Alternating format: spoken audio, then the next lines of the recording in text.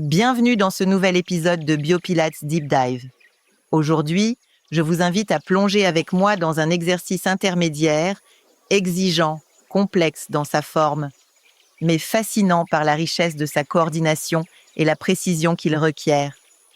L'étirement lent des deux jambes ou le slow double leg stretch.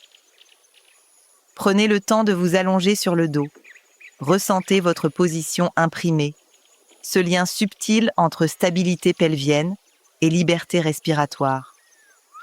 Les jambes sont fléchies dans les airs, en rotation latérale. Les chevilles sont en flexion plantaire, les orteils doucement pointés. Vos genoux s'écartent, dessinant un losange suspendu. Les mains reposent contre l'extérieur des genoux. Vos omoplates sont stabilisées. Vous êtes prêt à entrer dans un mouvement de haute précision, où deux coordinations simultanées vont s'entrelacer, celle des bras et celle des jambes et des pieds. Inspirez, restez sur place, sentez la densité du centre, l'enracinement de votre respiration. À l'expiration, la nuque s'étire, les omoplates s'ancrent et les abdominaux se contractent pour amorcer une flexion dorsale sans que les jambes ne bougent. Encore une inspiration, puis à la prochaine expiration, vous tendez les jambes en adduction, parallèles, aussi bas que la stabilité de votre bassin vous le permet. Les bras s'allongent de chaque côté, au niveau des épaules. Vous êtes maintenant dans l'instant de coordination absolue. Imaginez, vos bras dessinent un cercle au-dessus de la tête, tandis que vos jambes passent de position parallèle à une position en dehors, en activant les rotateurs externes, et que vos chevilles changent de flexion plantaire à flexion dorsale. Imaginez un seul instant tout le réseau de communication neurologique qui traverse votre corps, remonte à votre cerveau, puis redescend vers chacun des muscles, agonistes et antagonistes, dans une synchronisation digne d'un grand ballet intérieur. C'est le travail d'un chef d'orchestre, mais dont l'orchestre serait votre propre corps. Et ce chef d'orchestre s'appuie sur une armée de messagers, les neurones. Chaque neurone est une cellule nerveuse spécialisée. Elle possède un corps cellulaire, des dendrites qui reçoivent l'information et un axone, un long prolongement qui conduit le message nerveux vers une autre cellule. Quand vous bougez, respirez, stabilisez une omoplate ou contractez un transverse, des milliers de messages électriques sont générés, circulent à travers les neurones et sont transmis sous forme de potentiel d'action. Ces signaux passent ensuite d'un neurone à l'autre via des synapses, de petites jonctions où le message change de nature, il devient chimique grâce à des neurotransmetteurs comme l'acétylcholine avant de redevenir électrique et poursuivre sa route. C'est grâce à cette danse électrique et chimique que le cerveau coordonne votre mouvement.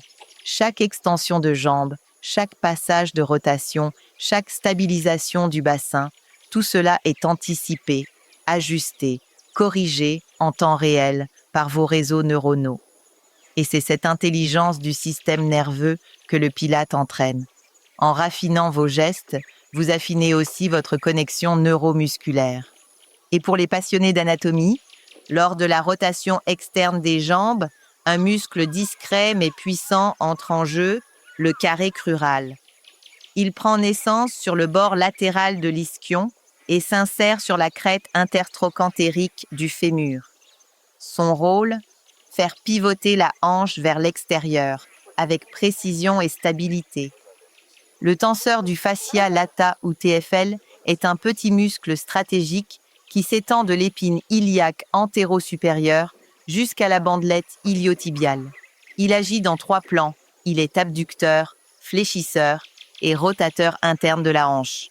Mais une autre difficulté majeure dans cet exercice réside dans l'allongement des jambes. Car pour étendre les jambes en gardant le dos stable, il faut une certaine souplesse des ischio-jambiers. Ces muscles, situés à l'arrière des cuisses, peuvent limiter l'amplitude si la tension est trop forte. Chez les personnes très musclées des jambes, sprinteurs, coureurs, cavaliers, haltérophiles, l'extension complète des jambes sans compensation lombaire devient un véritable défi. Cela ne signifie pas que l'exercice est inaccessible, mais qu'il nécessite des ajustements, de la patience et parfois une vraie rééducation posturale. Dans ces cas-là, mieux vaut accepter une amplitude réduite plutôt que forcer un allongement qui compromettrait la stabilité du bassin ou la courbe de la colonne. Le Pilates n'est jamais dans la performance, il est dans la justesse. Et parce que cet exercice est d'une telle complexité, à la fois dans sa coordination, dans l'engagement musculaire et dans la précision respiratoire, il est souvent préférable de le décomposer, de le détailler, voire de l'adapter avec des accessoires pour le rendre plus digeste, plus progressif et surtout plus sécurisant. Il peut ainsi être réalisé avec un flex band en tant que préparation au mouvement complet. On peut aussi maintenir les jambes en rotation tout au long de l'exercice afin de simplifier la coordination et de limiter les variables à gérer. Installer les épaules sur l'arc-baril offre un soutien précieux pour les pratiquants ayant besoin d'aide dans la flexion dorsale. La tête peut alors reposer confortablement, réduisant ainsi la tension dans la nuque tout en encourageant un enroulement fluide. Un coussin de mousse peut être ajouté sous la tête pour un meilleur alignement.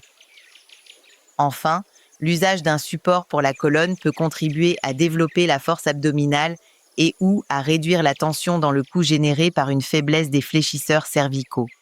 Ces ajustements ne sont pas des raccourcis. Ce sont de véritables outils pédagogiques qui respectent votre chemin corporel. Ils vous permettent d'entrer dans le mouvement avec clarté, respect et plaisir. Inspirez. Les bras redescendent en arc de cercle vers les hanches. Les jambes reviennent en parallèle, les pieds pointés. Expirez. Le haut du corps redescend. Les genoux se plient. Les hanches repassent en rotation externe. Les mains retrouvent l'extérieur des jambes et tout le corps revient au point d'ancrage. Et vous recommencez 5 à 10 fois à votre rythme. Cet exercice d'un très haut niveau d'intégration renforce votre centre profond, mobilise votre colonne et développe votre capacité à orchestrer chaque geste, chaque respiration, chaque intention. Merci d'avoir été présent dans cette exploration. À très bientôt pour un nouveau voyage au cœur du mouvement.